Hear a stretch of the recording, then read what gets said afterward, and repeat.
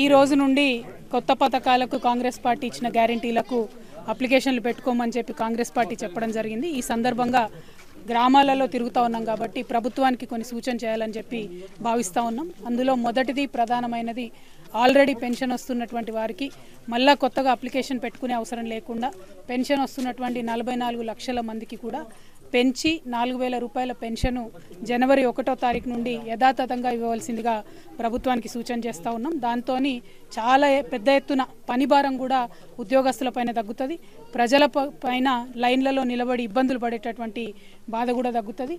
ఇదివరకే ప్రతి గ్రామంలో దాదాపుగా ఉన్నటువంటి మీ సేవా కేంద్రాలలో ఈ వివరాలన్నీ కూడా ఉన్నాయి కాబట్టి పెండింగ్ అప్లికేషన్ల వివరాలు ఉన్నాయి, ఆల్రెడీ పథకాలు వచ్చేటటువంటి వాళ్ళ వివరాలు కూడా ఉన్నాయి కాబట్టి వాటిని తీసుకొని తక్షణమే చేసుకోవాల్సిందిగా పెంచినటువంటి పెన్షన్ 1వ తారీఖు నుండి ఇవ్వాల్సిందిగా ప్రభుత్వానికి మేము సూచన చేస్తూ ఉన్నాం। రెండవది మరి కొత్తగా పెట్టుకునేటటువంటి అప్లికేషన్లో నిరుద్యోగ భృతికి సంబంధించి ఏదైతే కాంగ్రెస్ పార్టీ గ్యారెంటీ ఇచ్చిందో దానికి సంబంధించి అప్లికేషన్ కాలంలో ఎక్కడా లేదు కాబట్టి అది ఉండే విధంగా ప్రభుత్వం తక్షణమే చర్యలు తీసుకోవాలని చెప్పి కోరుతా ఉన్నాం।